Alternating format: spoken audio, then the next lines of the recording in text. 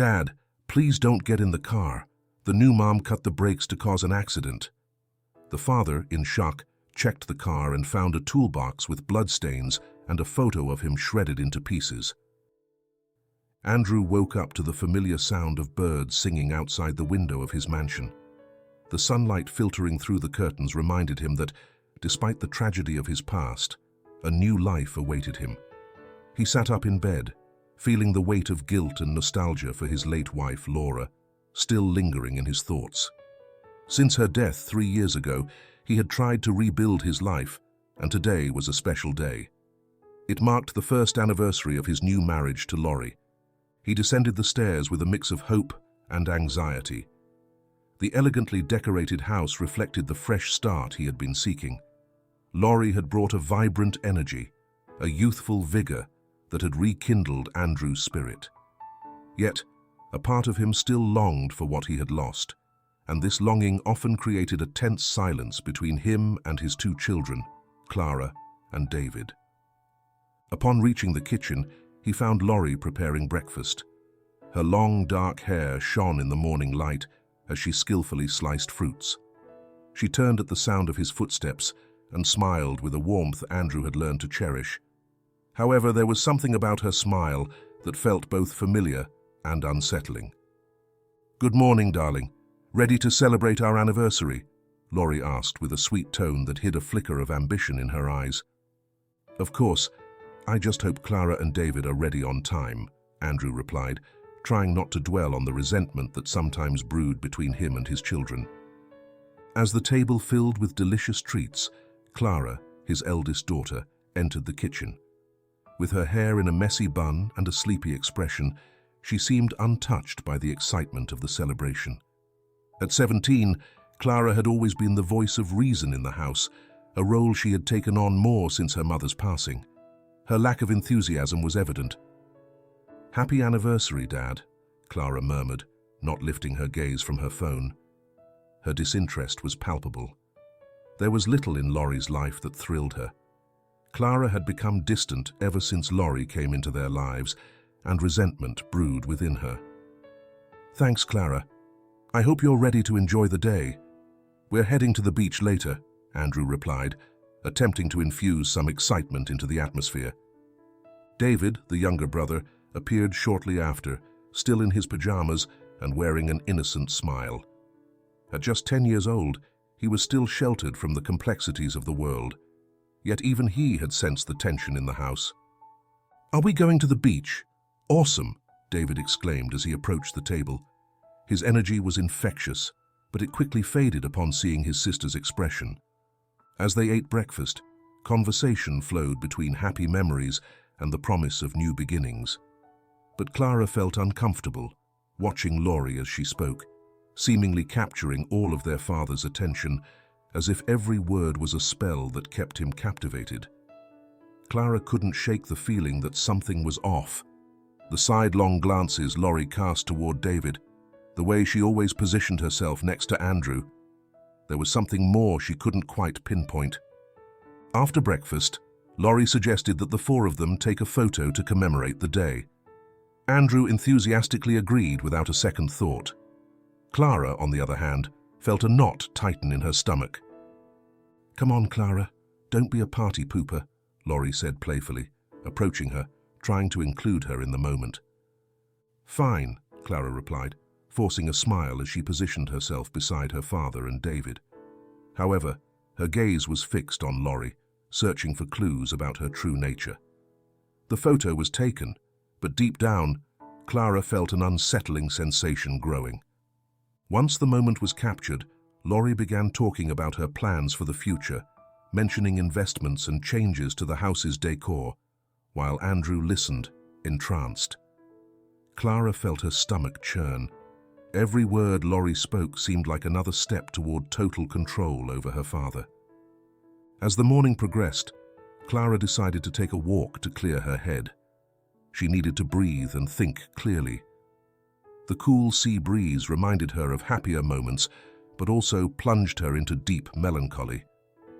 As she walked, the idea that something was wrong with Laurie continued to haunt her. Doubts led her to wonder if she should investigate more about her stepmother. An urgent feeling pushed her to uncover the truth, to protect her father from a potential threat. Returning home, Clara found David playing in the garden. His laughter was infectious, but the weight of worry in her heart was overwhelming.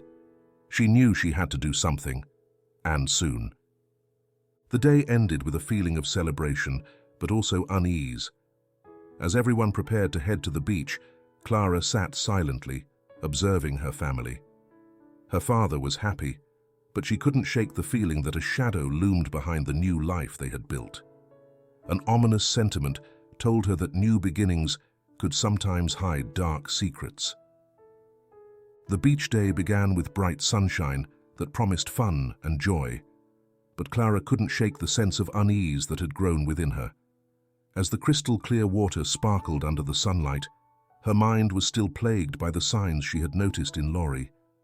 On the way to the sea, Clara watched as her father laughed and joked with Laurie, as if the rest of the world didn't exist.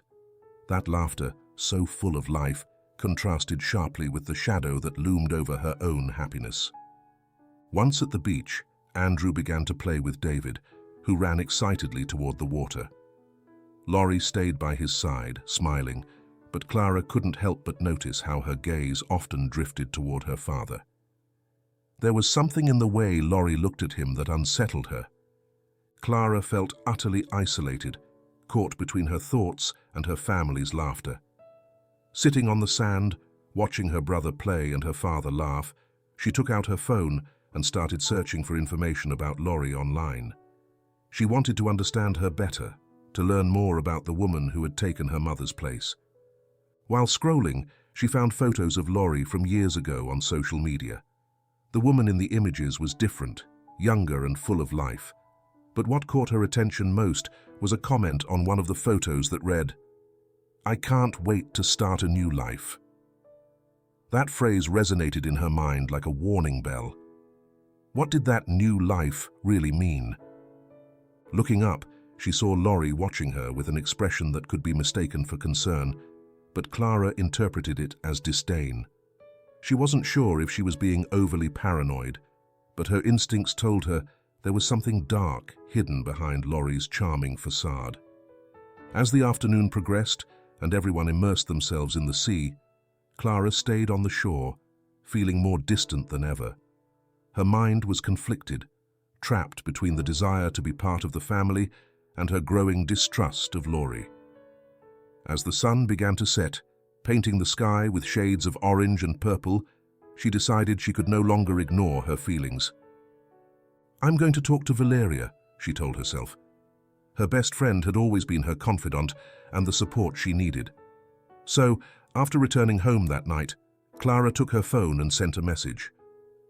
"Valeria, I need to talk to you. It's important." The next day, Clara met Valeria at their favorite cafe. The atmosphere was cozy, with the aroma of freshly brewed coffee and the hum of conversations around them. Clara felt relieved to see her friend, and although Valeria greeted her with enthusiasm, Clara couldn't shake the concern reflected on her face. "What's wrong, Clara? You look worried," Valeria said, leaning in with genuine interest. "It's Laurie," Clara began, her voice barely a whisper. "I don't know. There's something off about her. I don't trust her." Valeria frowned. "Off how? Why do you say that?" "Since she arrived, I've noticed strange things. Calls that end when I walk into a room, things disappearing from the house, and her behavior with David. Sometimes she seems cold," Clara explained, feeling frustration building in her chest. Valeria regarded her thoughtfully. "Maybe she's just trying to fit in. She's a new mom after all. Everyone needs time to adjust." "It's not just that," Clara interjected, growing more determined. "I found things online about her past, but I'm not sure if I should dig deeper. Something tells me I need to." Valeria nodded, though her expression turned serious. "If you feel something dark is happening, you should investigate. You can't ignore your instincts." With her mind racing, Clara resolved to seek more information about Laurie. She returned home and locked herself in her room, diving into research. She spent hours browsing social media, forums, and public records. What she uncovered was alarming. Laurie had had several previous marriages, all ending in suspicious deaths. Clara and David's hearts raced as they read stories of widows who, after their husbands' deaths, inherited large sums of money and properties. Each new revelation filled Clara with fear and anxiety. She felt that every detail was like a piece of a puzzle forming a terrifying picture. With the information gathered, Clara decided she had to talk to her father. But the fear that Andrew wouldn't believe her and that Laurie might find out paralyzed her. How could she convince her father that his new wife was a real threat? As night fell, Clara gazed out of her bedroom window. The starry sky offered a fleeting sense of calm, but she couldn't shake the feeling that she was about to face a battle. The darkness felt like a portent of the storm that was coming. Determined to protect her family, Clara knew she had to act. She couldn't allow Laurie's past to overshadow the new life her father was trying to build. With her heart racing, she mentally prepared for the confrontation ahead. The next morning arrived with a fresh and renewed air, but Clara couldn't enjoy the tranquility. Her mind was occupied with the findings from the night before. Resolute in her quest to uncover the truth about Laurie, she decided she needed to talk to Valeria again. She required her help to delve deeper into the investigation. They met in Clara's library, a space that used to be her refuge, filled with books and memories. The shelves brimming with stories contrasted sharply with the growing unease hanging over her life. Clara, her heart pounding, began to share all the details she had found. "Laurie has been married several times before," Clara explained as she sat across from Valeria, the laptop open between them. "Look at this." Valeria leaned in as Clara displayed photos and articles. "Here's an obituary for her second husband, Tomas. He died in a car accident, just like her first husband. But what's most troubling is that every time she becomes a widow, she inherits a fortune." Valeria frowned as she read. "Isn't that a bit odd? It could just be a coincidence. Maybe the men she married were dangerous or had risky habits." "I don't believe in coincidences," Clara replied, her voice trembling with tension. "This isn't normal. We need to learn more about her past." "How?" Valeria asked, looking at her friend with concern. "We can't confront her directly. That would be too risky. We can search public records, police reports, anything that might give us more information about her history." "We need to understand her story," Clara suggested, determination sparking in her eyes. They spent hours searching online, sifting through every result that appeared. Clara felt she was getting closer to something larger than she had imagined. With each article they read, Laurie's profile grew darker and more mysterious. Finally, Valeria found an article that caught her attention. "Clara, look at this. There's a record of a marriage for Laurie in a small town, but strangely, it seems she disappeared for a while before returning to the city under a different name. This was a couple of years ago." Clara felt the air rush from her lungs. She disappeared. Why is no one talking about this? What was she doing? "That's what we need to find out," Valeria said, looking at Clara seriously. "We could try to find out more in that town. Maybe someone there remembers her." Clara nodded, her mind already working through the logistics. She knew this could be risky, but she had to move forward. Her father's life was at stake. Meanwhile, in the mansion, Andrew was getting ready to leave for work. He noticed the tense atmosphere at home. Clara, usually lively, was lost in thought, and David seemed quieter than usual. "Is everything okay, kids?" Andrew asked, trying to break the silence. "Yeah, Dad, all good," Clara replied quickly, forcing a smile that didn't reach her eyes. Andrew stared at Clara for a moment longer, but she averted her gaze as if trying to hide something. However, her father decided not to press. With one last look, he left through the door, leaving the kids at home. Taking advantage of Andrew's absence, Clara felt free to focus on her investigation. So, with Valeria by her side, they decided to make a plan to head to the town where Laurie had been previously married. The trip could be dangerous, but it was an opportunity they couldn't pass up. "What do you think about going this weekend?" Valeria suggested. "We can tell our parents it's a girls' trip." Clara nodded, both excited and nervous. "Yes, that sounds good. We need to come up with some questions and try to find someone who knew her." They began making a list of questions they could ask. Clara felt more relieved having a plan, but at the same time, anxiety lurked in her mind. She knew she was risking a lot by investigating her stepmother, and the fear of Laurie discovering their plans kept her on edge. That night, Clara couldn't sleep. She lay awake, thinking about the investigation, the secrets Laurie might be hiding, and how her life had changed so drastically in such a short time. The image of her mother, Laura, appeared in her mind, smiling and full of life. Clara felt sad and alone, longing for the days when her family was happy and united. But now, a new woman was in her life, and she had to protect her father at all costs. Saturday arrived, and with a mix of excitement and nervousness, Clara and Valeria set off for the town. As the car sped down the road, Clara felt she was getting closer to the truth she had been seeking. Anxiety accompanied her, but so did determination. The journey was long and filled with unanswered questions. As they approached their destination, Clara grew increasingly anxious.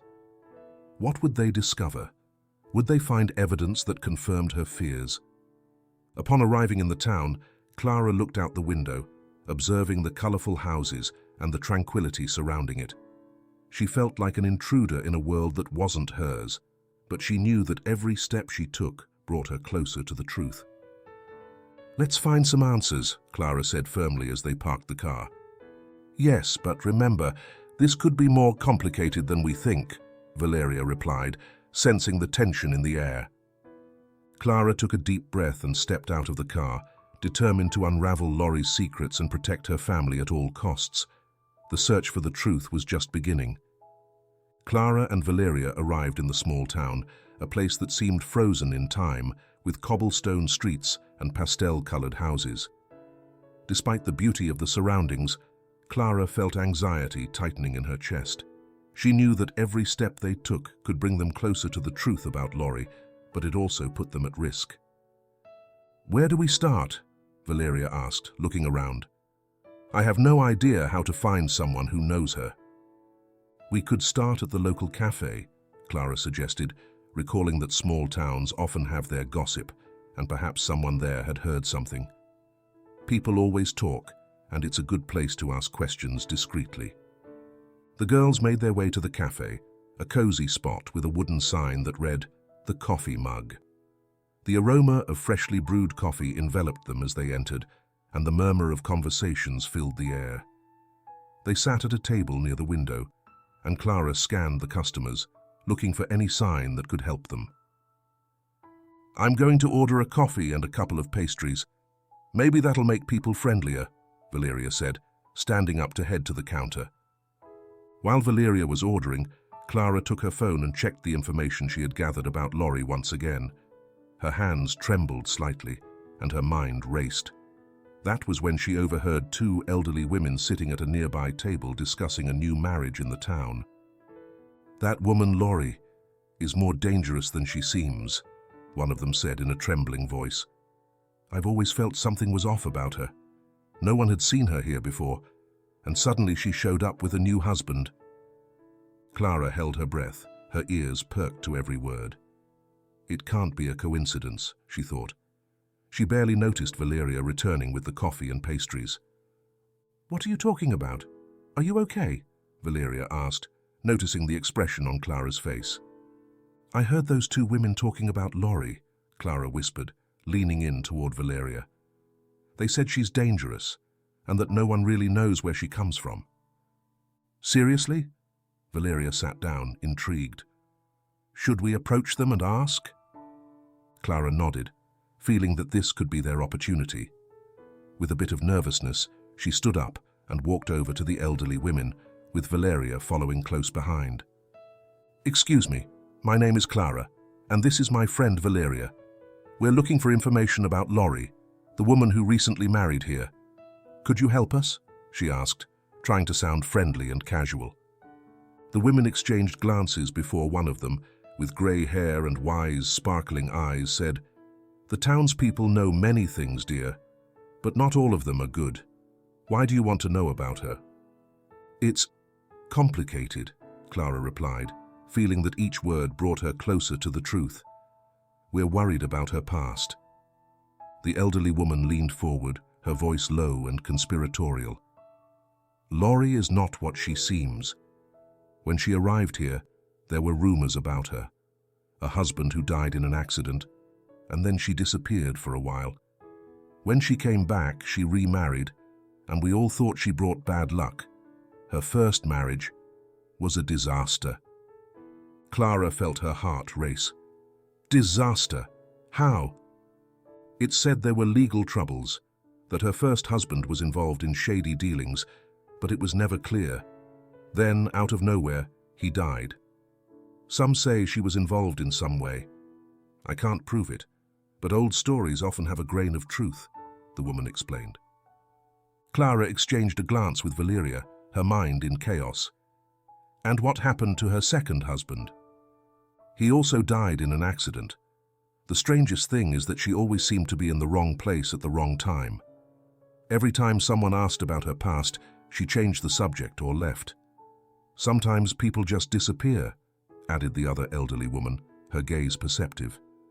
Clara thanked the women before returning to her table, feeling that the information they had gathered was crucial. "Valeria, this is much more than we imagined. She has a pattern. What if she really is behind the deaths of her husbands?" Valeria nodded, concerned. "We have to be careful, Clara. This is getting serious. We can't let Laurie know we're investigating." "I know," Clara replied, her mind racing, "but I have to protect Dad. If she is who she seems, we can't just stand by." As they discussed their next move, Clara looked out the window and spotted a man standing on the sidewalk, watching the cafe. Her heart raced. He looked familiar, but she couldn't pinpoint why. The man, dressed in a leather jacket and a hat, was staring at her intensely, as if he knew more than he let on. "Valeria, do you see that guy?" Clara asked, discreetly pointing toward the window. "Yeah, what about him?" Valeria replied, turning slightly to look. "I don't know, but I think he's looking at me," Clara said, feeling a mix of nerves and fear. "Should we leave?" "Maybe it's just a coincidence." "Don't worry," Valeria tried to reassure her, though her voice betrayed some concern. Clara couldn't shake the feeling that something was unsettling about that man. After finishing their coffee, Clara and Valeria decided it was time to go. They exited the cafe, and Clara couldn't help but glance back at the man, who was now closer but seemed uninterested in them. Her mind kept replaying the conversation with the elderly women, and the weight of the revelation about Laurie felt heavier. As they walked toward their car, Clara realized they had to be more cunning. They couldn't let Laurie have the upper hand. If that woman had a dark history, Clara was determined to uncover it.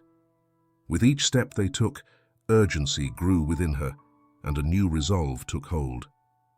When they reached the car, Clara looked at Valeria with a firm expression. "We need to investigate further.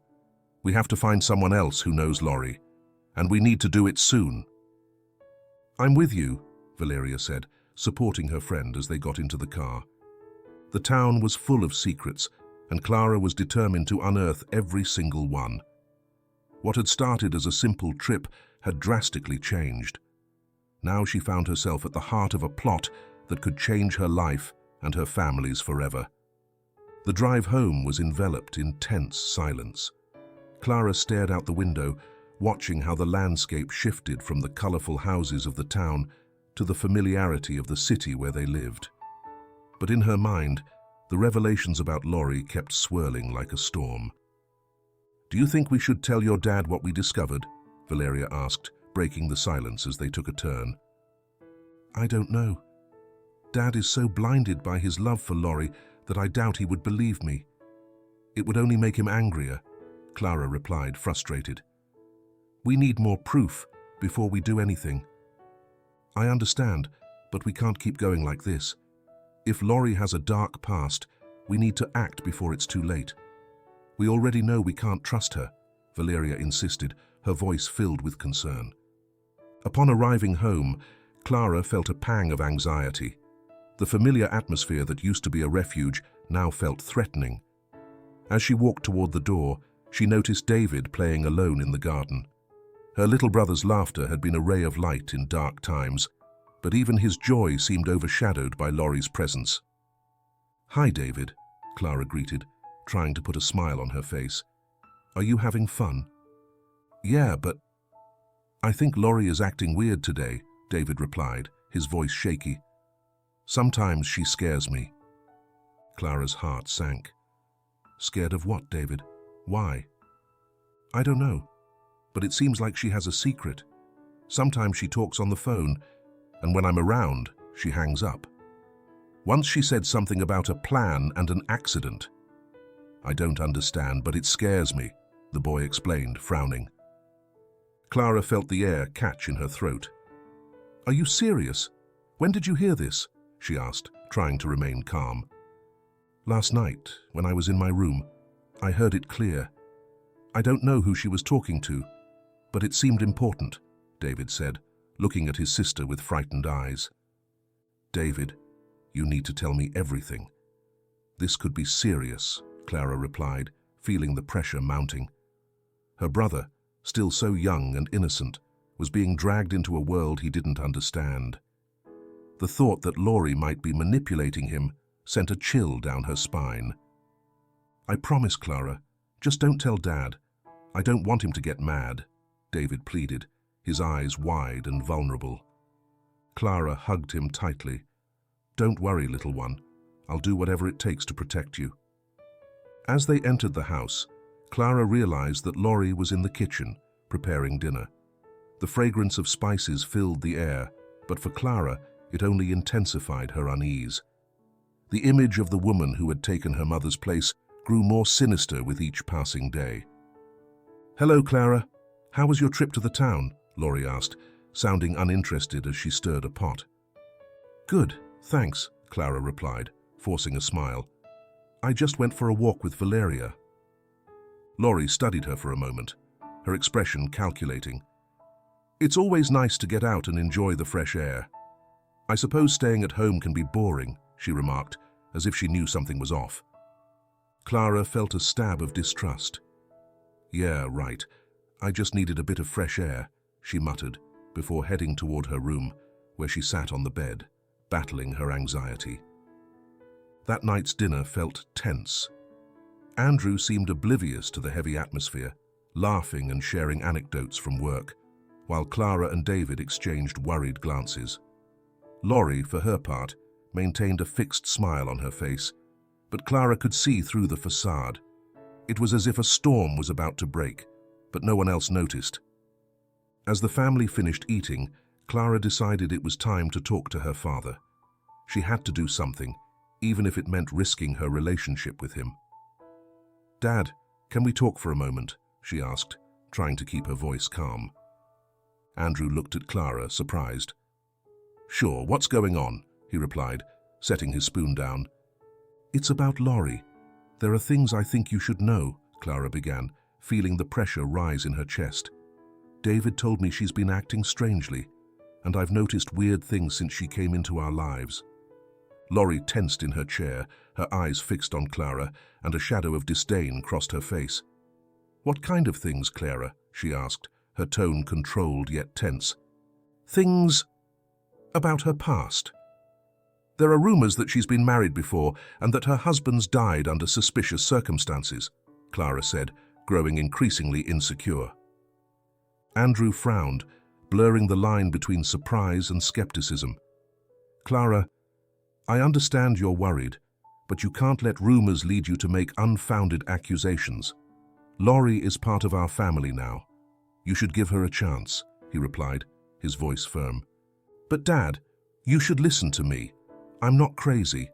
I'm just trying to protect you," Clara insisted, feeling frustration building inside her. "I think you're exaggerating. Laurie cares about us and the well-being of the family. We can't doubt her without concrete proof," Andrew countered, his tone becoming more resolute.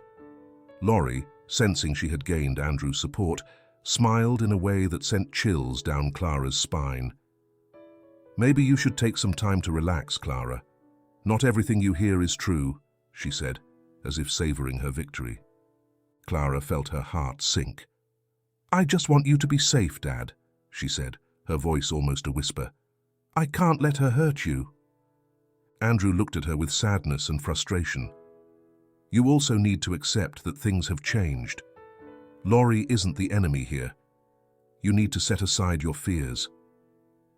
Clara felt defeated, but she couldn't give up. She knew she was in a race against time. As she retreated to her room, a mix of helplessness and determination overwhelmed her. She couldn't let Laurie have her way. That night, as Clara tried to sleep, her mind was filled with thoughts of Laurie, David's warnings, and the disdain she felt from her father. The tension in the house was palpable, and even though she was far from the complete truth, Clara knew she had to find a way to protect her family before it was too late. The next morning arrived with a heavy air, as if the house itself felt the accumulated tension. Clara woke up with a knot in her stomach. She knew that her confrontation with her father had only widened the gap between them. With each passing day, her concern for Laurie grew, and time was running out. As she prepared for the day, Clara decided she couldn't sit idly by. She needed more information about Laurie and her past. If she wanted to prove to her father that her fears were valid, she had to find irrefutable evidence. But how could she do that without Laurie noticing? During breakfast, the atmosphere was tense. David sat at the table, staring at his bowl of cereal with no appetite. Andrew chatted animatedly with Laurie about a project at work, ignoring the growing concern on Clara's face. "Are you going to school today, David?" Andrew asked, trying to break the uncomfortable silence. "Yeah, Dad," David replied in a dull voice, his gaze fixed on the table. Laurie turned to him, her expression sweet yet controlling. "Remember, we have a family meeting this afternoon, right, dear? I want you to be ready to help me with a few things," she said, emphasizing the word dear in a way that made Clara shudder. Clara felt the control Laurie wielded over the family becoming increasingly oppressive. As Laurie spoke, Clara realized there was a bigger plan at play, one that her father couldn't see. She wondered what documents he had been signing lately and if that was affecting his business. After breakfast, Clara left the house and sat in her car, feeling the need to escape and clear her mind. She knew she couldn't let Laurie continue manipulating her father. She had to act. The idea of investigating her father's business more thoroughly flooded her mind. She decided she needed to take a tour of Andrew's office, a place she had visited many times before, but where now she felt like an intruder.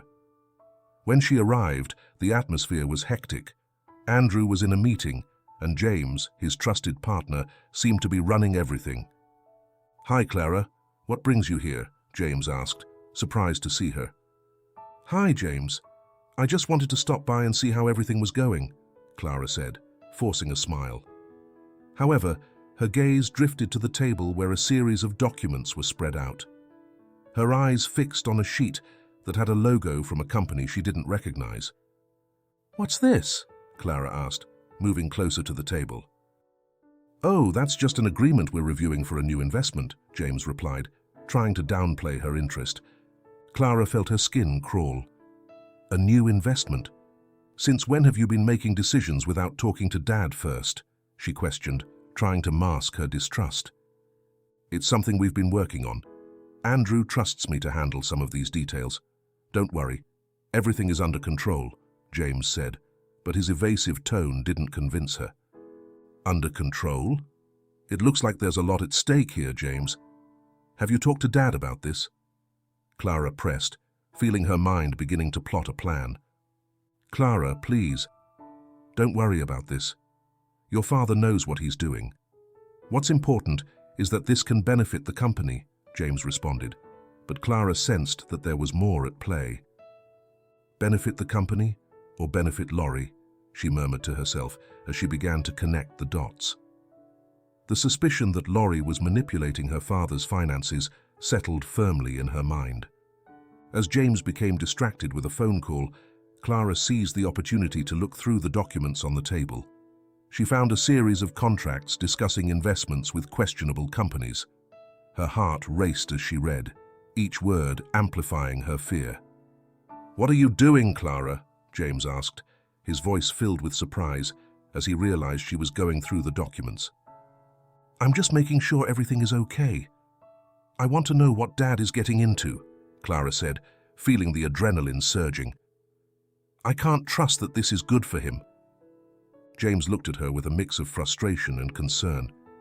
"It's not your place to question this. Your father trusts me, and I have nothing to hide." "That's what you think," Clara said, feeling the tension between them rise. "I need to know if Laurie has anything to do with all this." "That's absurd, Clara. Not everything is a conspiracy. Sometimes things just are what they are," James replied, trying to calm the situation. Clara realized she wouldn't get anything more from him. "I just want to protect my family. I won't stop until I know the truth," she said, making it clear she was willing to do whatever it took. She returned home with a heavy heart. While she had obtained some documents that could be useful, it wasn't enough. She needed more information and a plan to show her father that Laurie wasn't who she claimed to be. Upon arriving, Clara found Laurie organizing the living room. The woman seemed calm, but Clara could see the shadow of manipulation in her gaze. "Hello, Clara. How was your day?" Laurie asked, with a smile that sent shivers down Clara's spine. "Good, thanks. I was just reviewing a few things," Clara replied, trying to remain calm. "I hope you're not too busy to help with the preparations for the family meeting tonight. It will be important for all of us," Laurie said, her tone leaving no doubt about her intention to maintain control. Clara felt the pressure mounting. She couldn't allow Laurie to control the narrative or let the meeting become another opportunity for her to manipulate her father. She needed a strategy. With her mind buzzing with ideas, Clara locked herself in her room. As the night approached, the tension in the house grew. She couldn't let Laurie have her way. She had to act and find a way to unmask her. Time was running out, and Clara knew that the upcoming meeting would be crucial. If she didn't manage to protect her family that night, it might be too late. The evening slowly faded in the mansion, and Clara prepared for the family meeting with a mix of nerves and determination. She had been thinking about how to approach the situation with her father without giving Laurie more power. She knew tonight could be her chance to act. Dinner was set up in the dining room, elegantly decorated and designed to impress. Clara felt a mix of resentment and sadness as she watched Laurie move around with ease in her new role, as if she had been in that house her whole life. The candlelight illuminated the space, but the atmosphere was oppressive, filled with unspoken secrets. At the table sat Andrew, Laurie, and David, who at his young age seemed more interested in playing with his food than participating in the conversation. Clara decided it was time to speak up. "Can I say something before we start?" Clara addressed the table, her voice firm and clear. Andrew looked at Clara, surprised. "Sure. What's going on, Clara?" "I want you to know that I'm worried about what's happening in our family. Laurie, well, there are things I haven't told you about her past, and I feel it's important for all of us to be aware," Clara said, her heart racing. Laurie raised an eyebrow, her expression shifting from surprise to defensiveness. "What do you mean, Clara?" "I don't think it's appropriate to discuss this here," she interjected, trying to regain control of the situation. "It's more than appropriate. I think Dad deserves to know the truth," Clara said, feeling the words spill out without a filter. "David has told me things that worry him, and I've found information about Laurie's previous marriages. They are disturbing." Andrew frowned, clearly upset. "Clara, this isn't the place or time to make unfounded accusations. Laurie is part of our family now. You can't keep holding on to the past." "Really, Dad? Do you think I'm exaggerating?" Clara felt frustrated, but her determination didn't waver. "If you knew what I've discovered, you might change your mind." "And what exactly have you discovered, Clara?" Laurie asked, her tone implying a challenge. "Have you been snooping into my personal matters?" "I have because I'm concerned for our family," Clara replied, feeling the air grow heavier. "David has heard things that shouldn't be happening in our home. We need to be honest with each other." David's eyes widened in surprise. "I didn't want to say anything," he murmured, looking at his sister with fear. "It's important, David. Don't be scared," Clara encouraged him. "What matters is that we're here to protect each other." Andrew sighed, visibly frustrated. "Clara, your accusations are very serious. What proof do you have?" "The proof will come, but the rumors about Laurie are too serious to ignore. I can't sit back while she keeps manipulating you," Clara said, feeling her voice tremble. "I don't want this family to break apart any more than it already has." Laurie, visibly furious, crossed her arms. "You're only speaking out because you can't accept that I've joined this family. My intention has never been to harm, and what you're doing is simply cruel." "What's cruel is putting my father in danger. I have no intention of being a jealous girl, but if I have to fight for what's right, I will," Clara declared firmly. The tension in the air was palpable. Clara could see that Andrew was starting to doubt, even as he struggled to maintain his loyalty to Laurie. The situation was becoming increasingly unstable, and Clara knew she needed more than words to make her father see the truth. "We can resolve this civilly," Andrew suggested, trying to calm things down. "Maybe we should take a step back and talk about this later."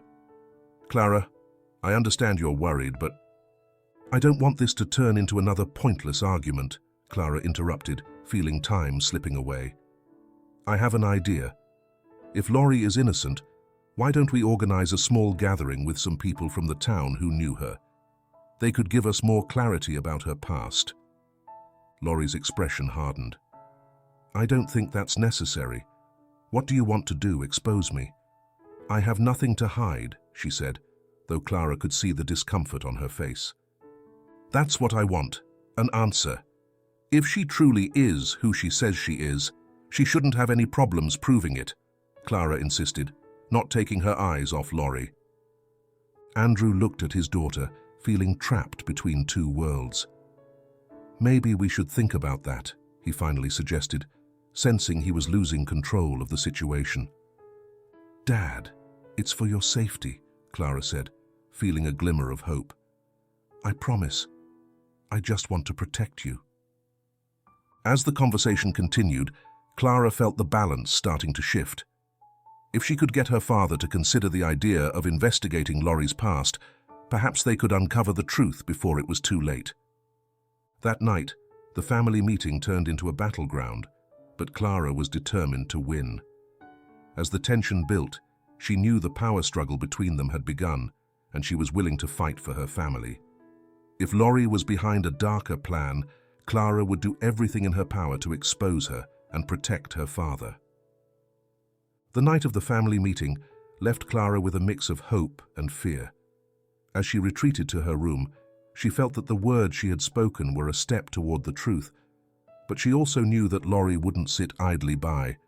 The tension in the air was palpable, and Clara felt like she was racing against time. In the following days, Clara dedicated herself to planning the meeting with the townsfolk who could shed light on Laurie's past. She immersed herself in the search for information, trying to find someone who could help prove her suspicions. With Valeria's assistance, they managed to gather some names and addresses of people who might have known Laurie. "How about we talk to Mrs. Martinez? She has lived here her whole life and has always been very observant. She might have valuable information," Valeria suggested one day while they were in Clara's library, surrounded by books and scattered papers. "That sounds perfect. Maybe she can even give us some details about why Laurie moved here," Clara replied, feeling that each piece of the puzzle was starting to fall into place. "I'll call her." After a few minutes of conversation, Clara hung up the phone feeling a little more relieved. Mrs. Martinez had agreed to meet with them the next day at her home. As the meeting time approached, Clara felt anxious yet determined. That night, Clara decided to confront Laurie again. "Laurie, can I talk to you for a moment?" she asked, closing the door to her room behind her. "Sure, Clara. What's up?" Laurie said, with a smile that didn't reach her eyes. "I'm organizing a meeting with some people from the town, and I wanted to know if you'd like to come," Clara said, trying to sound casual. "A meeting? For what?" Laurie asked, her curiosity evident. "I don't think it's necessary. You know I have nothing to do with those rumors. It's just to hear some stories from the past. I think it's important for us to have a clearer understanding of the community we live in," Clara explained, feeling her heart race. "Are you implying that I should be worried about something?" "That sounds strange," Laurie replied, crossing her arms. "I don't think that's a good idea. People always talk, Clara. You need to learn to ignore the gossip." "Maybe, but I think it's time for all of us to be honest with each other. I want our family to be a place of trust," Clara insisted, feeling that the challenge was necessary. "I'm not trying to attack you. I'm just seeking the truth." Laurie stared at her for a long moment, and Clara could see the struggle in her expression. "Fine. If that's what you want, I'll go. But I don't want this to turn into a spectacle," she finally said, giving the impression that she was yielding just to keep the peace. That night, Clara couldn't sleep. Laurie's words echoed in her mind. Would she really attend the meeting just to uncover the truth, or did she have other intentions? Doubts plagued her, but Clara knew she had to move forward. The next day, Clara and Valeria headed to Mrs. Martinez's house. The place was cozy, with flowers in the garden and a homey atmosphere that calmed Clara. Upon entering, they were greeted by an elderly woman with a warm smile and eyes that sparkled with wisdom. "Hello, girls. It's a pleasure to meet you. What can I do for you?" Mrs. Martinez asked, inviting them to sit. "We're here because we'd like to know more about Laurie, your new wife, and her past. We've heard some rumors and wanted to see if you have any information that could help us," Clara explained, feeling that every word was a step toward what she was seeking. Mrs. Martinez leaned forward, her expression shifting to a more serious one. "Laurie. Yes, I remember her. I can't say I knew her very well, but her arrival in town was, let's say, somewhat unexpected." Clara felt her heart quicken. "Why unexpected?" "Well, there are stories about her. Not all of them are bad, but there are whispers. When she arrived, it was evident she was running from something. You didn't see her socializing much, and she always seemed defensive," Mrs. Martinez explained, her gaze locked on Clara. "Do you know anything about her first husband?" Valeria asked, eager for more details. "That's the delicate subject. Her husband, it was said, died in an accident, but there were rumors that there were problems in their marriage. Some people even claimed he had been involved in illegal activities," Mrs. Martinez said, her tone grave. "And when Laurie moved here, there was an air of mystery surrounding her. No one really knew where she came from." Clara exchanged a meaningful glance with Valeria, feeling that each word confirmed her worst fears. "And her second husband, what happened to him?" "The same thing. An accident. But people couldn't help but wonder if it really was an accident. Some think Laurie has a dark shadow hanging over her," Mrs. Martinez said, looking at them seriously. Clara felt a cold wave of fear wash over her. "Do you think she's dangerous?" "I've always said it's better to be cautious. Life in this town has been quiet, but there are always stories that flow, and some of them might be more true than they appear," Mrs. Martinez replied, gazing out the window as if she could see beyond the physical. Clara and Valeria felt overwhelmed. The evidence was starting to pile up, and they knew they had to act quickly. Laurie's shadow loomed over them, and if they couldn't obtain concrete proof, they might lose the battle. They returned home with heavy hearts, feeling that time was running out. They had to be cunning and quick. The family meeting was approaching, and the opportunity to act was in sight. Clara knew she had to prepare her father for what was to come. She had to show him that her fears were valid and that the truth had to come to light, even if that meant confronting Laurie and everything she represented. That night, as Clara prepared for the meeting, she felt more determined than ever. It was time to fight for her family and protect her father from the shadow hanging over them. The night of the family meeting had arrived. Clara felt nervous as she got ready, checking her outfit several times. She knew the atmosphere would be tense, but she also understood this was her opportunity to confront Laurie and open her father's eyes to the truth. Dinner was served in the grand dining room, where the dim lights and elegant decor created a cozy atmosphere. However, Clara couldn't ignore the sense of imminent danger surrounding her. When everyone sat at the table, her heart raced. Andrew started the conversation, trying to set a light mood. "I'm glad we're all here. I've been thinking about how much we've been through as a family and how important it is to enjoy these moments together," he said, looking at each of them. Clara felt a bit relieved by her father's effort, but she knew that words wouldn't change what was about to happen. "Dad, before we start, there's something important I want to tell you," she said, feeling each word weigh heavily in her throat. "What is it about, Clara?" Andrew asked, his expression shifting from joy to concern. "It's about Laurie. I've been hearing things, and I've looked into her past. I need you to listen to me," Clara said, feeling that the moment had arrived. Laurie frowned and crossed her arms, while David watched the scene with a mix of curiosity and fear. "What kind of things, Clara? This isn't the time for unfounded accusations," Laurie interrupted, her voice tense. "It's exactly the time," Clara responded, her voice steady. "I spoke with Mrs. Martinez, and she told me about your past, about your 2 husbands who died in accidents, and that can't be just coincidence." Andrew fell silent, staring at Clara as if trying to grasp the magnitude of her words. "Clara, that's very serious," he finally said, his tone filled with disbelief. "You can't just repeat rumors." "Rumors? No, Dad, it's not just that. There are patterns.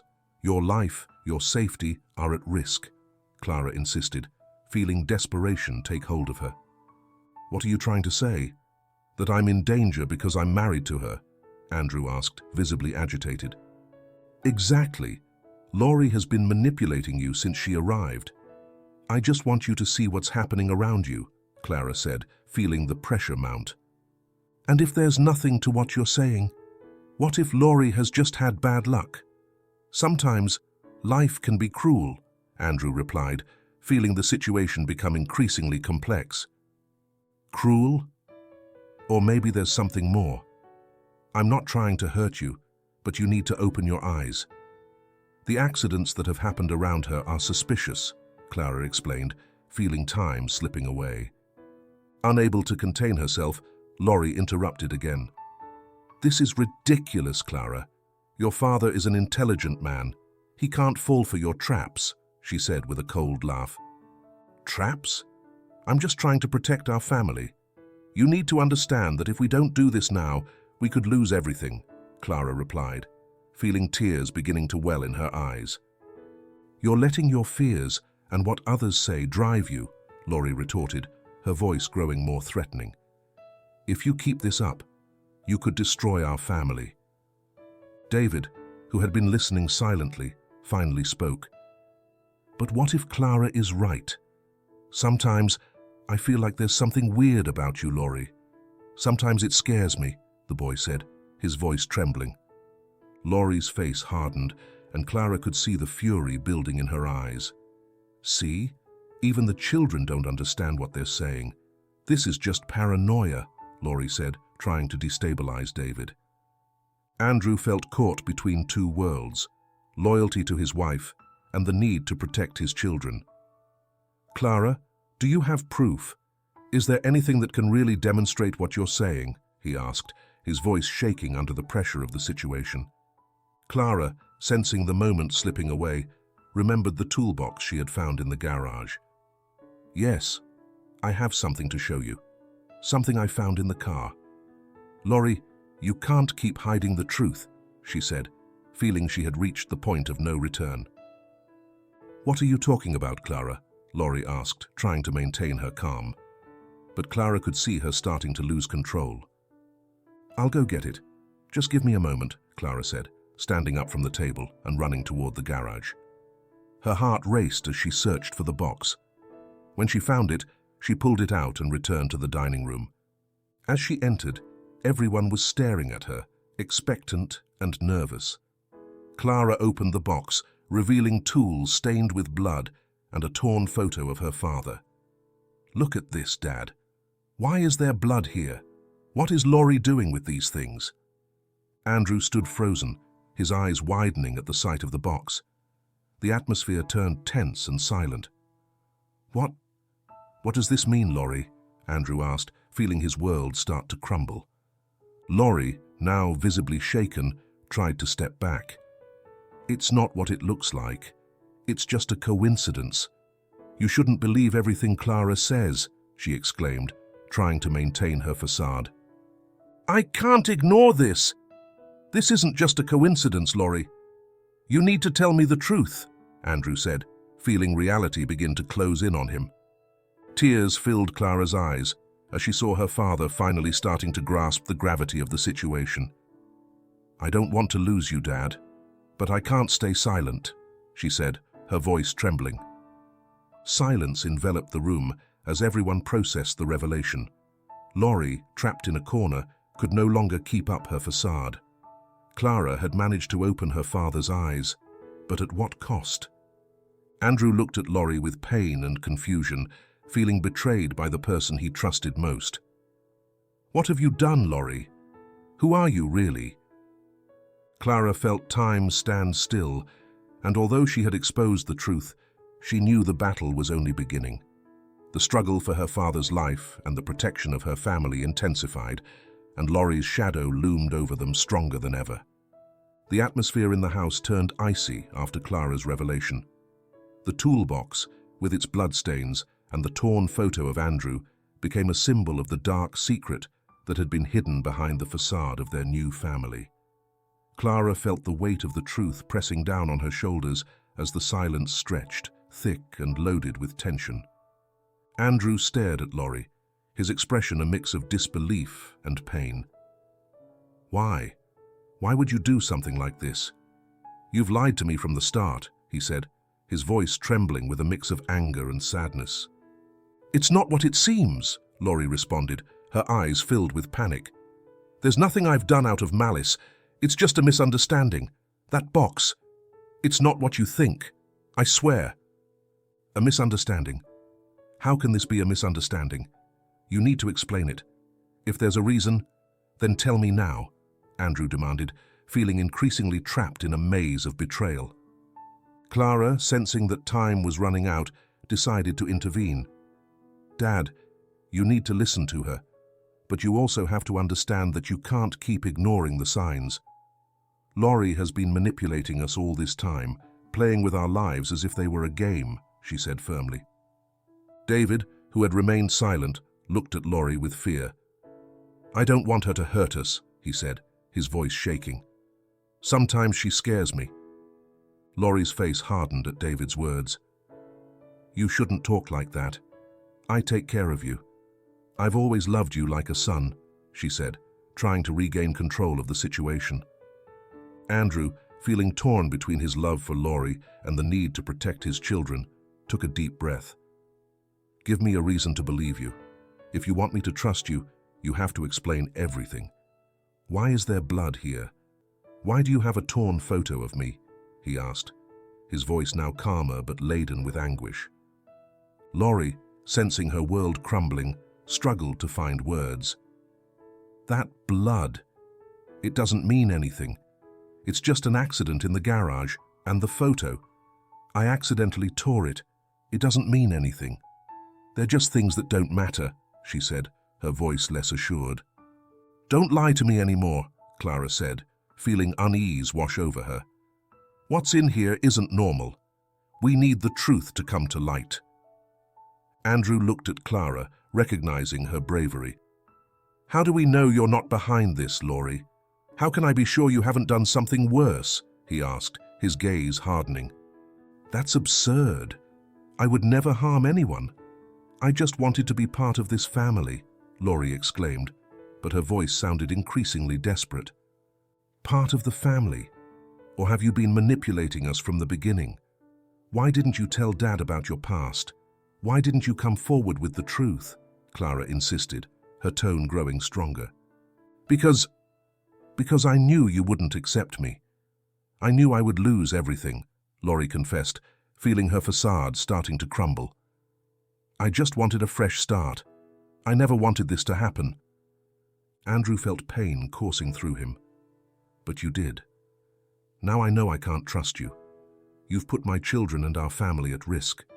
This isn't love. This is manipulation, he said, his voice firm and clear. The silence became overwhelming. Clara looked at her father, feeling that he was finally making the right decision. Dad, you need to protect us. We need to act before it's too late. I can't stay silent while this woman is still by our side, she said, feeling her bravery was their only hope. Laurie, feeling her world collapsing, tried to change her approach. Andrew, please, just listen. Everything I've done is out of love. I'm not trying to harm you. I want this family to work, she pleaded, but her voice sounded increasingly hollow. I don't know what to believe anymore, Laurie. You've crossed a line I can't ignore. What you've done is unforgivable, Andrew said, feeling caught between the love he had felt for her and the need to protect his children. This can't be the end.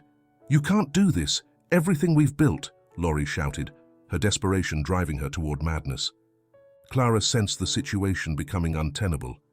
Dad, if you don't act now, you'll lose everything that truly matters. We can't stay here. It's dangerous. We need to go to the police, she proposed, feeling time was running out. The police? Do you really think that's necessary? Wouldn't that be a scandal? Everything would be ruined, Laurie replied, sensing her world collapsing around her. Andrew, feeling he had reached his limit, slowly nodded. Yes, Clara. Maybe we should talk to the police. I can't stay in the dark anymore.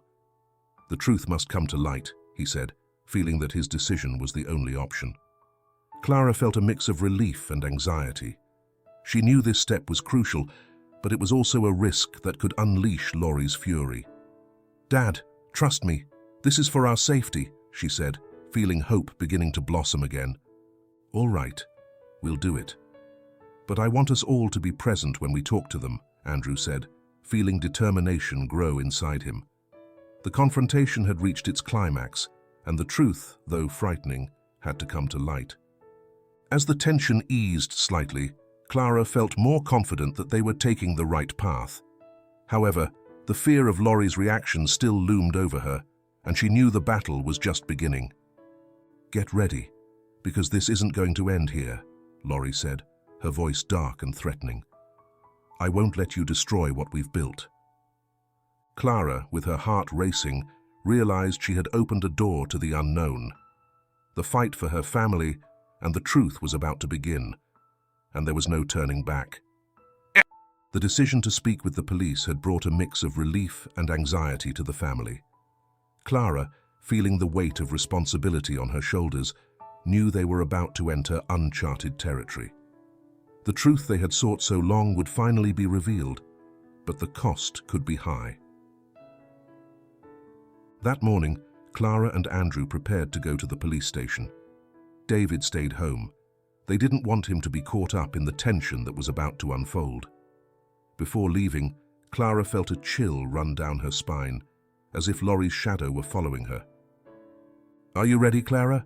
Andrew asked, noticing the concern on his daughter's face. Yes, Dad.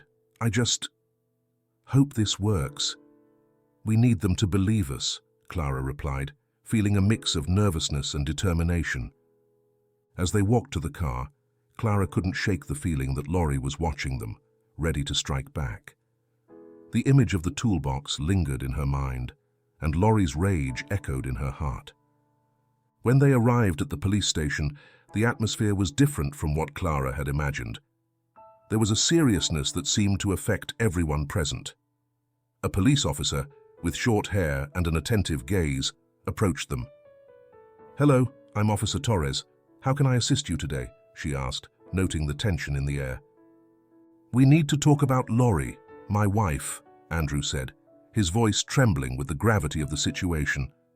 My daughter has found information that concerns us, and we believe it's important that you know." Officer Torres nodded, guiding them to an interrogation room. "Please take a seat. Can you tell me what you've discovered?" Clara felt the moment had arrived. "My name is Clara, and I've been investigating Laurie. I found a toolbox in the garage that had bloodstains and a torn photo of my father. There are also rumors about her previous marriages ending in suspicious deaths," she explained, feeling as if each word lifted a weight from her chest. Andrew nodded, supporting his daughter's words. "We haven't had a normal life since she joined our family. Things have been changing, and we feel our safety is at risk," he added, feeling more confident as he spoke.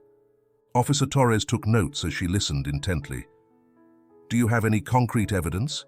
Any documentation that could back up your claims?" she asked, maintaining a professional tone.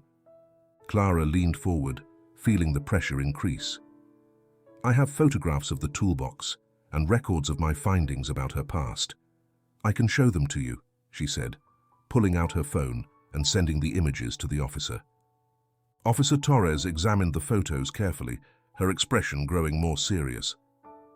"This is serious. We'll need to investigate further," she said, looking up at them. "Have you considered filing a formal complaint?" "Yes. We want to do everything we can to protect ourselves. We don't know what else Laurie might do," Andrew replied, feeling more resolute. "I understand. I advise you to keep your distance from her while we conduct our investigation. Your safety is our priority," the officer said, quickly writing in her notebook. "Do you have any other information that might be useful?" "Laurie has a close relationship with James, my father's partner. I believe he might also be part of this," Clara added, feeling that each revelation was a step toward the truth. Officer Torres nodded. "All right, I will investigate James as well. This is a serious matter, and we can't take it lightly. Thank you for coming forward and being brave in presenting this." As they left the station, Clara felt a burden lift, but at the same time, a new concern overwhelmed her. "What if Laurie finds out about this before action is taken? I can't bear the thought of her hurting us," she said, feeling anxiety take hold. Andrew looked at her with a mix of pride and worry. "You did the right thing, Clara. Now we must stay united and protect ourselves. If Laurie is behind all this, she won't sit idle," he said, feeling the tension rise in the air.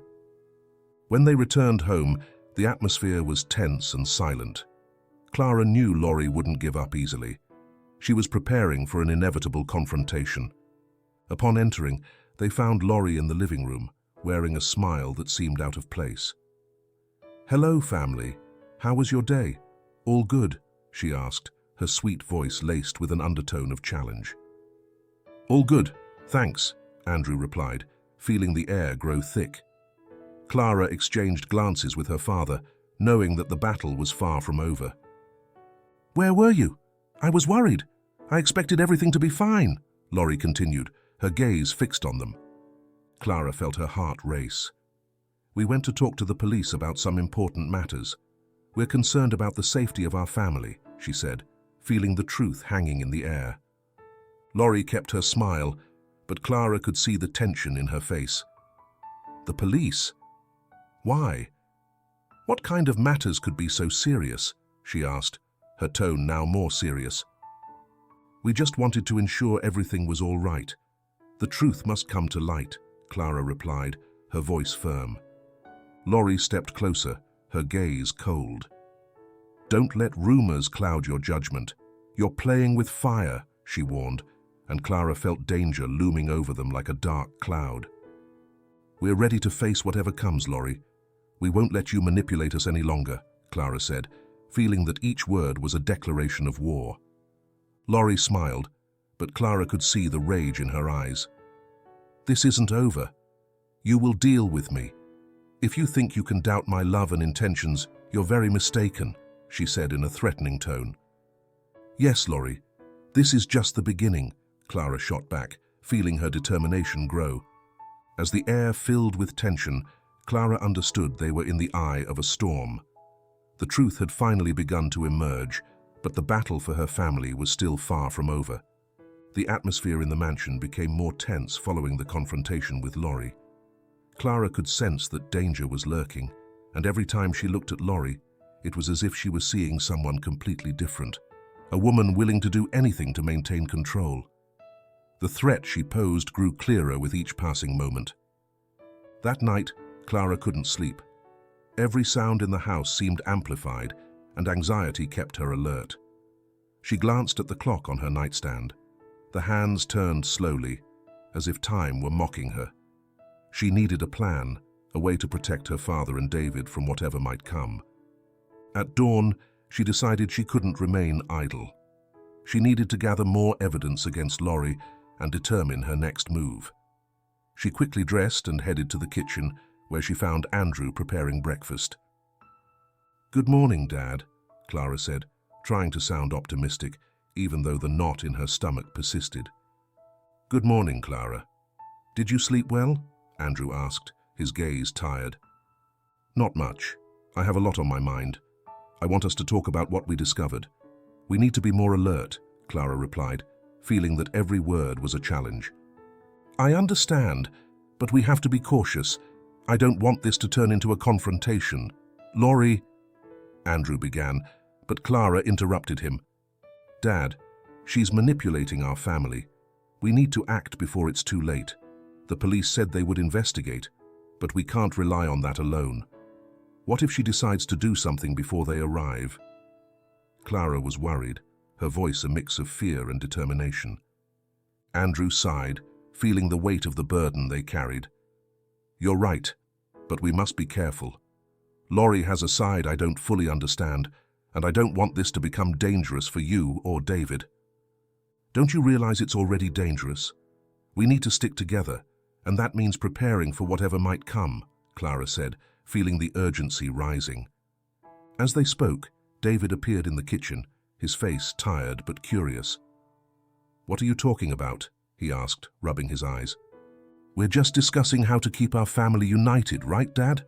Clara responded, trying to maintain a light tone. Andrew nodded, but Clara could see the worry etched on his face. "Yes, that's right. David, do you want to help me with breakfast?" Andrew asked, trying to change the subject. As they prepared breakfast, Clara couldn't help but glance out the window. The morning was beautiful, but she felt a storm approaching. When she finished eating, Clara sensed it was time to act. "I'm going out for a moment," Clara announced. "I'm going to gather more information about Laurie. We can't let this situation escalate." "Where are you going?" Andrew asked, a hint of concern in his voice. "I'm just going to ask a few questions. I need to know what I can do to protect us," Clara replied, feeling her determination pushing her forward.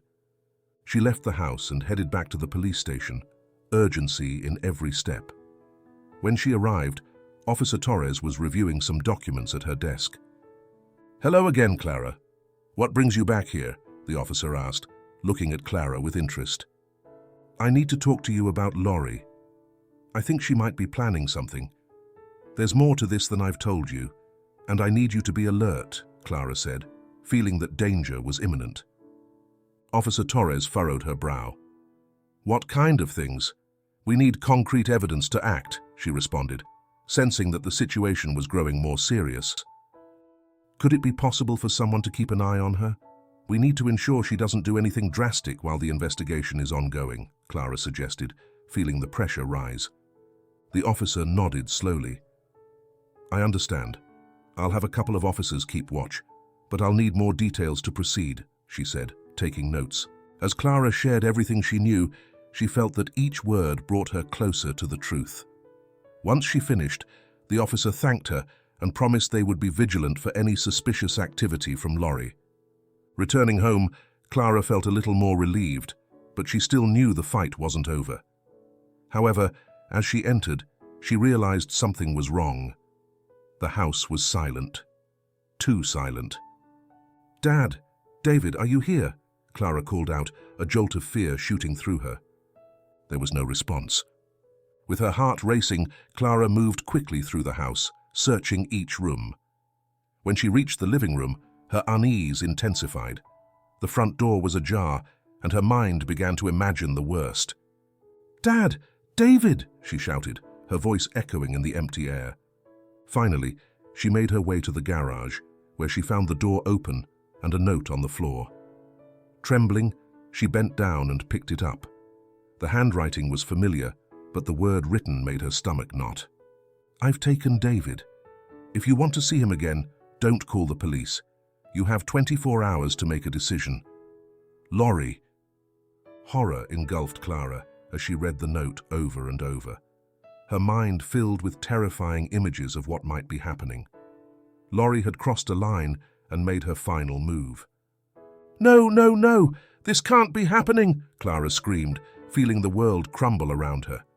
With her heart pounding and adrenaline coursing through her, Clara knew she had to act quickly. Laurie had proven to be a cunning and dangerous adversary, and now she was determined to get her brother back at all costs. As she ran out into the street, Clara swore she would do whatever it took to save David. The fight was far from over, and Laurie had awakened a strength in her that she had never known. Desperation consumed Clara as she read Laurie's note. Each word echoed in her mind like a terrifying echo, and the idea that her brother was in danger filled her with indescribable panic. "I've taken David." The words felt seared into her brain, and every second counted. Without wasting a moment, Clara dashed to her car. Her heart raced and adrenaline fueled her. She knew she had to act fast. Every moment that passed could be crucial for David. The image of her little brother, vulnerable and scared, accompanied her as she hurried to think of a plan. Where would Laurie take David, she wondered, feeling urgency wash over her. She recalled the places Laurie had mentioned before, the cabin in the woods that had been their childhood refuge, a place always surrounded by secrets. She drove quickly toward the woods, her mind filled with anxiety and fear. The road grew darker as she ventured deeper into the forest, the crunch of branches under the tires echoing like a constant reminder of the danger she faced. Upon arriving at the cabin, Clara stopped, the engine still humming softly. The structure looked lonely and desolate, enveloped in an air of unease. Clara got out of the car and slowly approached, listening for any sound that might come from inside. "David, are you in here?" she yelled, her voice resonating in the silence. The door was slightly ajar, and a sense of danger enveloped her as she entered the cabin. Shadows stretched across the interior, and the air smelled of dampness and neglect. "David, answer me!" Clara shouted again, scanning the room with her eyes. However, there were no signs of her brother. Her heart sank in her chest as fear began to consume her. Just then, a noise coming from one of the back rooms startled her. Clara moved toward the source of the sound, feeling her heart race. Cautiously, she pushed the door open and entered. The room was dark, and Clara had to adjust to the dim light. "David, are you here?" she asked, feeling her voice tremble. Suddenly, a figure moved in the corner, and Clara felt her heart stop. "Clara!" David's voice filled her with relief. The boy was sitting tied to a chair, his eyes wide with fear. "Help me!" he exclaimed as Clara rushed toward him. "Are you okay?" Clara asked, kneeling in front of him and checking the ropes that bound him. "Did she hurt you?" "No, I'm just scared. Laurie, she brought me here." "She said I shouldn't say anything," David replied, his voice shaky. Clara began to untie the ropes with trembling hands. "Don't worry, brother. I'm here to help you. We're getting out of here," she reassured him, struggling to free David. Once she managed to untie him, David threw himself into her arms, and Clara held him tightly. "I'll never leave you again," she promised, feeling Laurie's threat still looming over them. "What do we do now?" "Laurie could come back any minute," David said, looking around with frightened eyes. "We need to get out of here and call Dad. We need the police to come and take Laurie away. We can't let her keep manipulating our lives," Clara said, leading David toward the door. As they moved quickly toward the exit, Clara felt fear transform into determination. She knew they had to act swiftly. However, just as they were about to leave, the cabin door swung open. "Where do you think you're going?" Laurie's voice echoed, cold and threatening. Clara felt her heart sink as she turned to face the woman who had tried to destroy her family. "Laurie, let us go. You don't have to do this," Clara said, trying to keep her composure. "No, Clara. This is all your fault. You've put everything we've built at risk. You can't just come into my life and throw me out." "This isn't a game," Laurie said, advancing toward them with unsettling determination. Clara stepped in front of David, feeling her protective instinct ignite within her. "Don't you dare touch him. The only thing you're building is a wall of lies and manipulation," she said, her voice firm. "And what will you do about it, Clara? You're just a girl. You don't understand what's at stake," Laurie replied with a cold smile. "But don't worry. You'll learn soon enough." Just when Clara felt the situation becoming untenable, a noise from the front door interrupted the confrontation. It was Officer Torres and a couple of police officers, arriving just in time. "Police! Hands up!" the officers shouted, pointing their guns at Laurie. Clara felt a wave of relief and fear wash over her at the same time. "Help us! Laurie was threatening us!" she shouted, feeling the tension begin to dissipate. The officers surrounded Laurie, who couldn't hide the fear reflecting on her face. "I don't need this to become a scandal.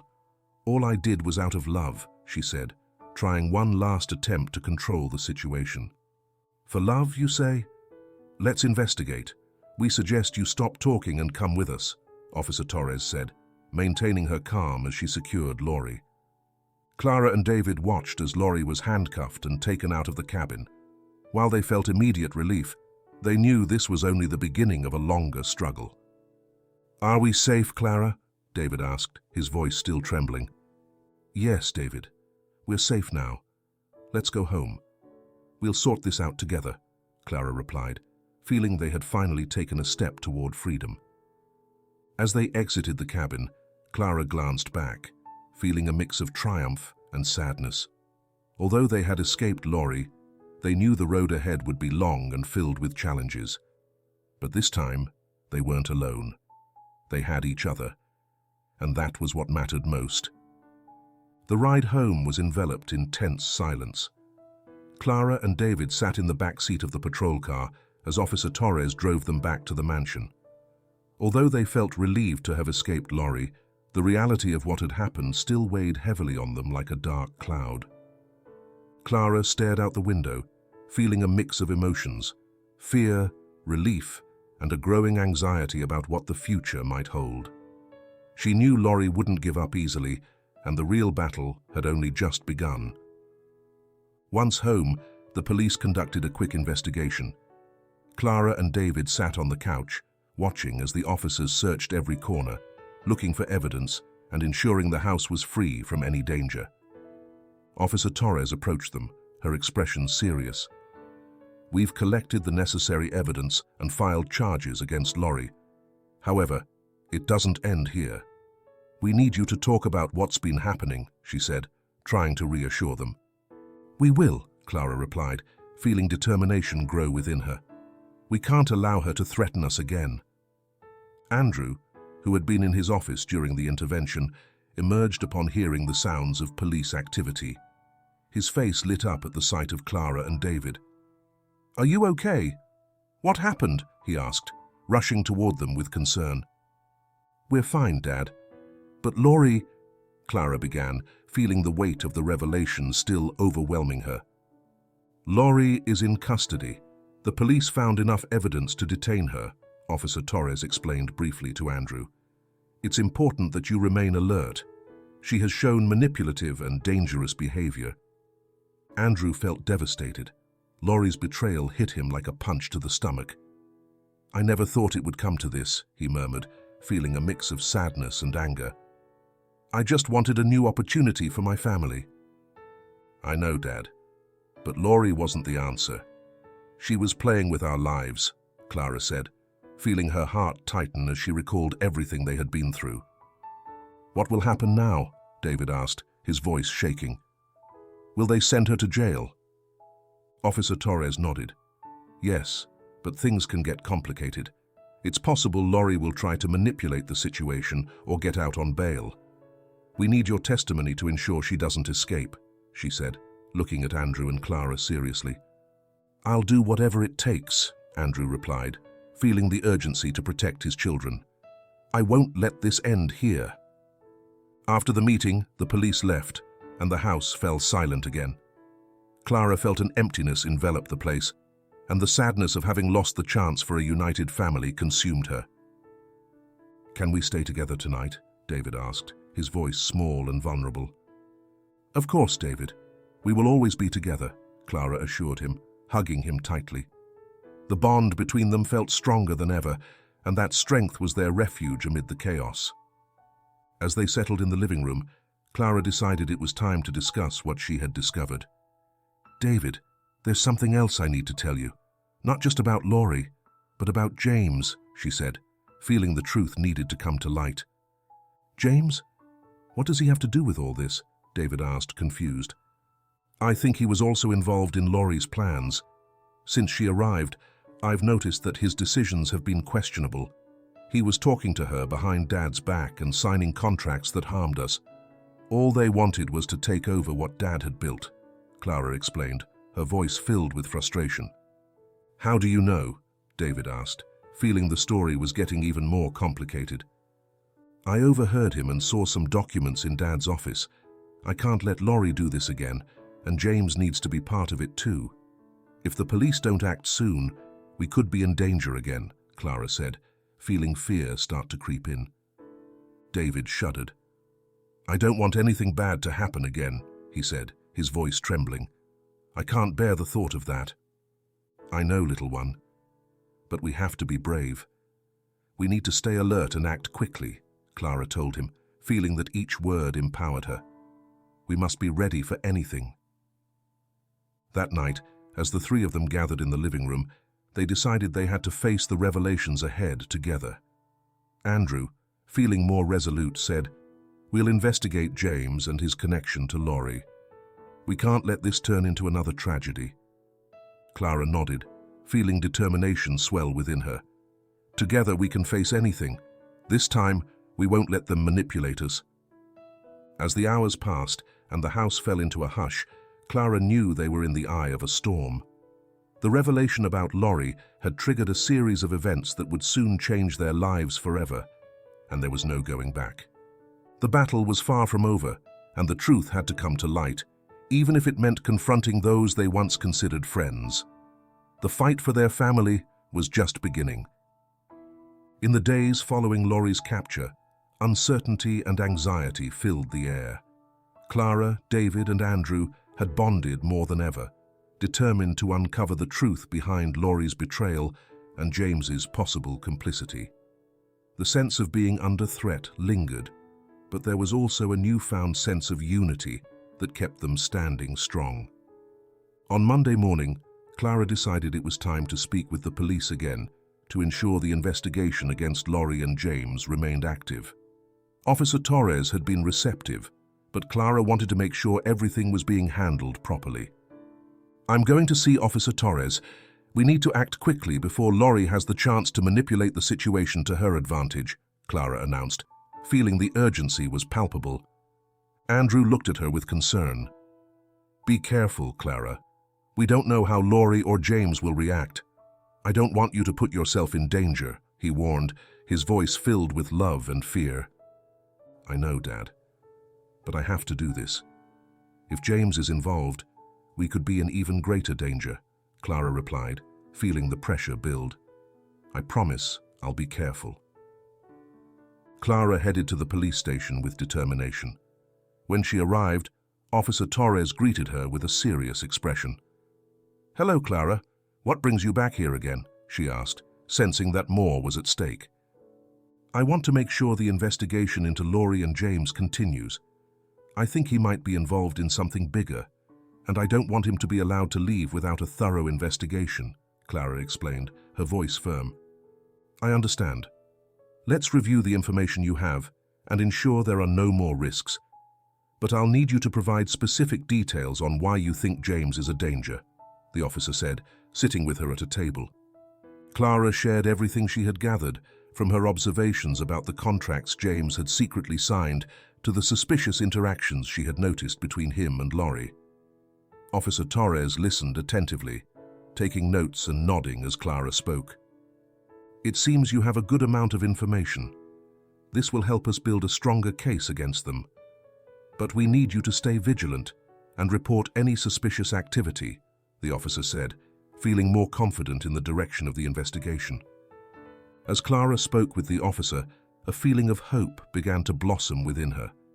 Maybe, just maybe, they were starting to unravel the web of lies Lori had been weaving. But at the same time, a shadow of concern loomed over her. She knew Lori wouldn't give up without a fight. Returning home, Clara felt that the atmosphere had changed. Andrew and David were waiting for her in the living room, visibly uneasy. "What happened?" David asked, his eyes wide with anxiety. "I had a good conversation with Officer Torres.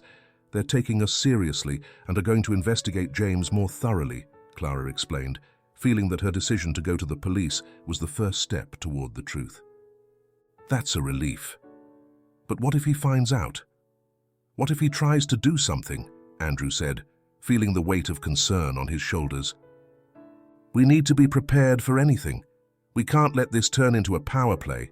We need to act together," Clara said, sensing the urgency in the air. That night, as they gathered in the living room, Clara decided it was time to devise a plan. "We need to think of a way to protect ourselves. We can't let Lori or James get away with this. We need a refuge, a place where we can be safe," she proposed. "How could we do that?" "There aren't many places we can go," David said, feeling the anxiety of the situation. "We could consider staying with a relative or even look for a friend's house for a while," Andrew suggested, feeling more determined. "The important thing is to stick together and protect ourselves." Clara nodded, feeling that the idea of staying united was crucial. "Yes, we'll do it, but we need to act fast. We can't let Lori know we're planning this. If she finds out, she could do something drastic," she warned. The group spent the rest of the night discussing options and taking precautions. Clara felt relieved to see that, even though the situation was desperate, her family remained united. The fight for the truth and the protection of their home was a challenge they were willing to face. At dawn, Clara received a message from Officer Torres. "We have updates on Lori. I need you to come to the station as soon as possible. It's urgent," the message read. Clara's heart raced.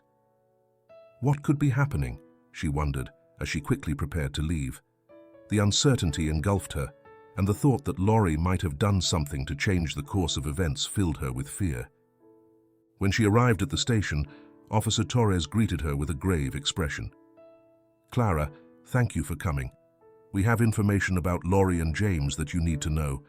The situation has changed dramatically," she said, leading her into a meeting room. Once inside, the officer explained that Lori had begun to make strange moves since her detention.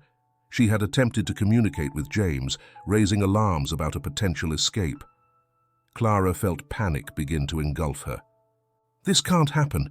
We need to do something before she escapes, or plan something worse," Clara said, feeling the pressure mount. "We're working on it.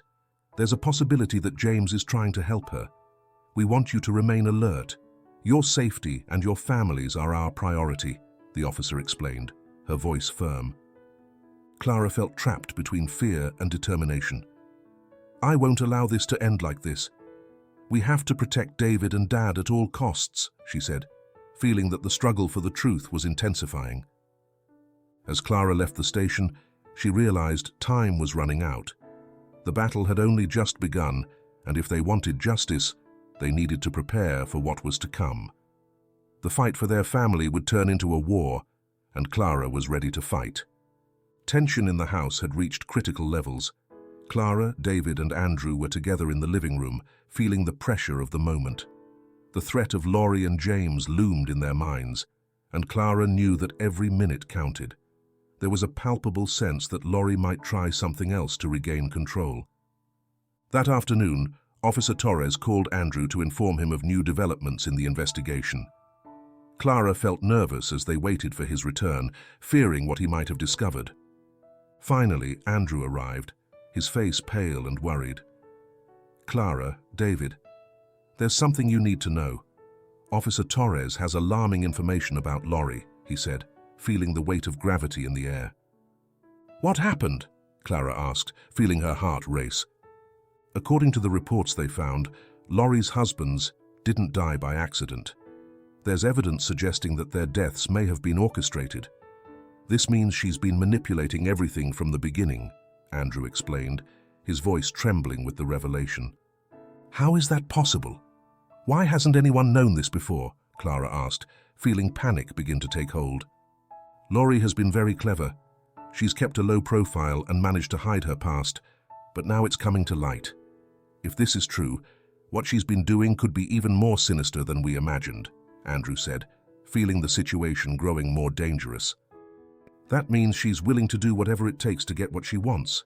We can't just sit here and do nothing," Clara added, feeling that urgency was palpable. Just as they were processing the gravity of the situation, the doorbell rang.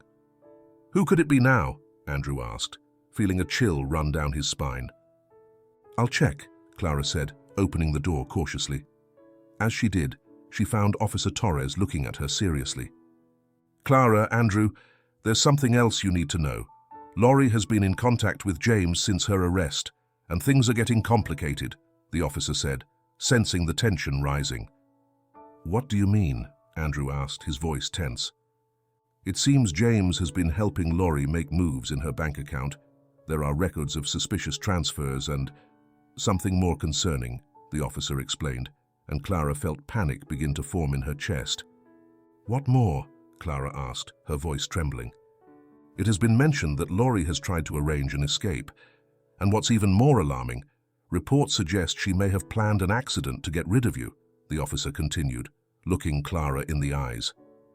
"An accident? What are you saying?" Clara asked, feeling her blood run cold. "Investigators have found evidence that she had vehicles tampered with, and your car was one of the targets. If she managed to cut the brakes, it could look like an accident," the officer said, sending a chill down Clara's spine. "No, this can't be happening. We need to get out of here, now!"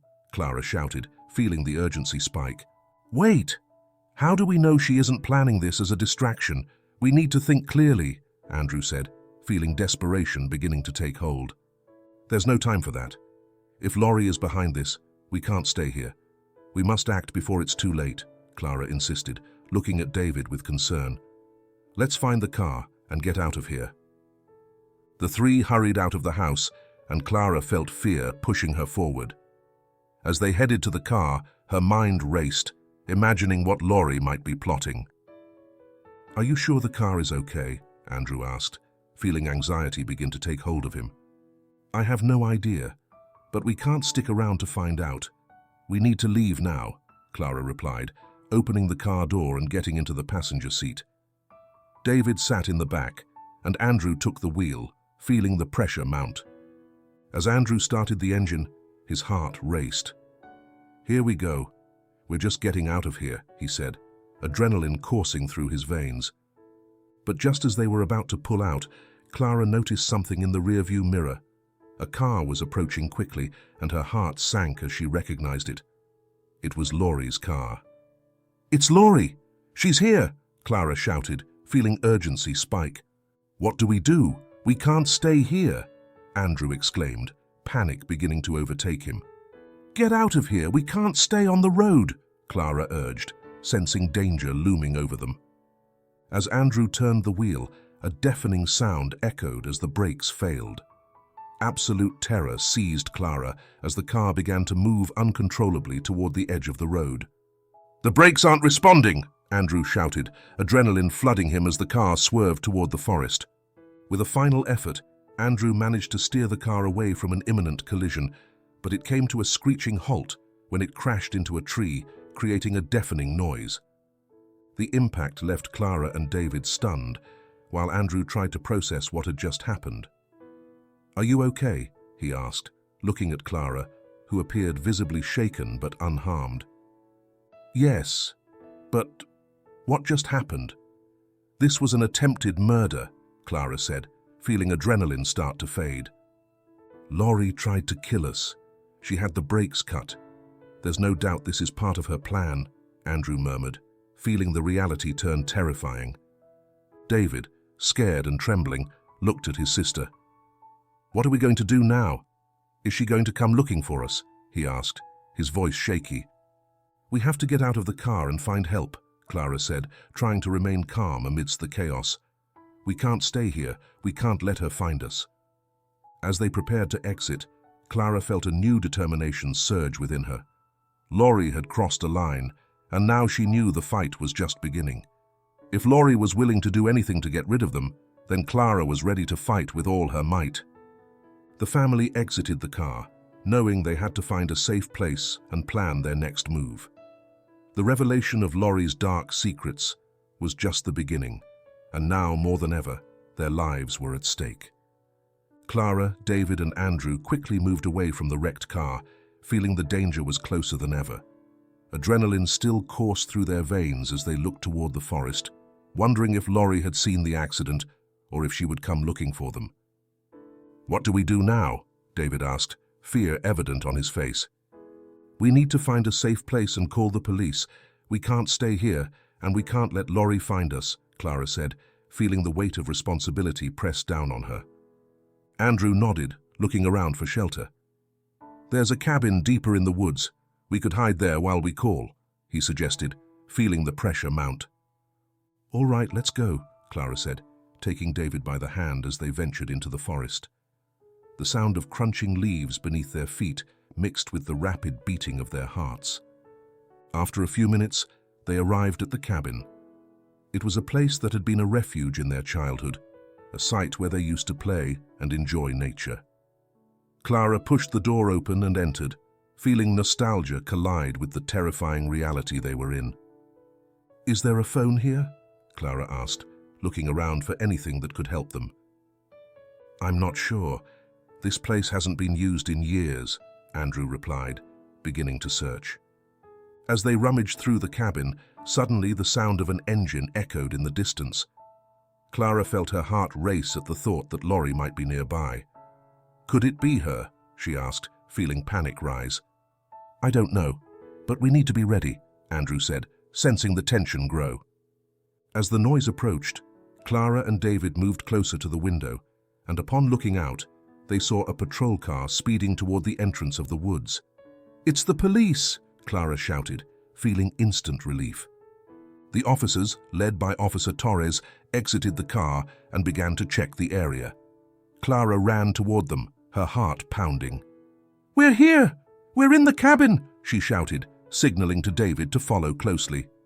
"Clara, David, thank God you're okay," Officer Torres said, relieved to see them safe. "Are you injured?" "No, we're fine. But Laurie She tried to kill us. She cut the brakes on our car," Clara explained, feeling urgency intensify. "Is Laurie here?" the officer asked, her expression turning more serious. "We don't know, but we think she might be looking for us," Andrew said, feeling anxiety start to rise again. "We need to make sure she's not nearby. Stay close to us," the officer ordered as she organized the other officers to start searching. As the police moved quickly, Clara felt her heart swell with hope. This was the opportunity they had been waiting for to finally stop Laurie. A few minutes later, one of the officers emerged from the woods with a triumphant expression. "We found her. She was hiding near the road. We've apprehended her," he announced, and Clara felt a weight lift from her chest. "Is she okay? Did nothing happen to her?" Clara asked, feeling a mix of relief and anxiety. "She's in custody. Don't worry, she'll be safe," the officer replied, and Clara felt a wave of relief wash over her. As the chaos began to calm down, the officers took the family back to the police station. Upon entering, Clara felt a mix of emotions. There was an air of triumph, but also fear and confusion. They needed to process everything that had happened. Once at the station, Officer Torres led them to a waiting room. "We'll make sure you're okay and that you get the help you need to overcome this trauma," she told them, her voice reassuring. After a few minutes, Clara and her family sat together, feeling the security of one another. "We did it. We stopped Laurie," Clara said, though her voice was laced with doubts. Yes, but we can't forget what has happened. This has left a mark on us, Andrew said, feeling the weight of the experience settle over them. What will happen now? David asked, his voice small and vulnerable. I think it's time for a change that allows us to start anew, Andrew said, feeling determination begin to swell within him. Maybe we should consider moving. This place has brought us so much pain. Clara nodded, feeling the idea resonate in her heart. Yes, maybe it's time to leave all this behind. We need a fresh start, a place where we can feel safe, she said, sensing hope begin to bloom. After spending some time at the station, talking to the officers and giving their testimony, the family stepped out into the cool night air. The moon illuminated the path, and although the scars of the past were fresh, Clara felt they were on the right track. We're going to find a new home, one where we can rebuild our lives, Andrew said, determination in his voice. As they walked away from the station, Clara glanced back, feeling they could finally leave Laurie's shadow behind. The struggle had been tough, but their family was united and ready to face the future, a future now filled with possibilities. 3 years had passed since that fateful encounter with Laurie. Clara, now a 19-year-old, looked out the window of her room in their new home, a cozy house in a quiet neighborhood of a different city. The flowers in the garden bloomed in the sunlight, and the sound of children laughing echoed in the distance, reminding her how far they had come. The family had found a fresh start, a place where they could breathe without fear and rebuild their lives. After the emotional storm they had endured, time had become an ally, helping them heal old wounds. Clara turned to watch her father and David in the living room, laughing as they played a board game. The scene was warm and comforting, and for a moment, Clara felt grateful for the peace they had finally found. Yet, despite the normalcy around them, the echoes of their past would always linger. Clara, are you ready to go to the family dinner? Andrew asked, pulling her from her thoughts. We have a lot to celebrate today, and I don't want to be late. Yes, I'm coming, Clara replied, feeling a mix of excitement and nostalgia. The family had organized a lunch to celebrate David's birthday, who had grown quickly and was now 11 years old. It was hard not to remember the fear they had faced together and how each of them had changed because of those moments. As she got ready, Clara thought about what had happened. The emotional scars they carried were constant reminders of the struggle they had endured. Although time had softened the pain, the memories still existed, like shadows that followed them. Clara decided it was time to reflect on what she had learned. Life wouldn't always be easy, but they had found a way to move forward. In every shared laugh and every moment of happiness, Clara felt they were creating new memories that gradually replaced the painful ones. As they made their way to the table, Clara felt the warmth of the family love surrounding them. Dad, can I say a few words before we start? Clara asked, sensing it was a good moment to express her feelings. Of course, Clara, go ahead, Andrew replied, beaming with pride. I just want to say that despite everything we've been through, I'm grateful to be here today. Each of us has fought in some way, and while those memories are painful, we've come out stronger.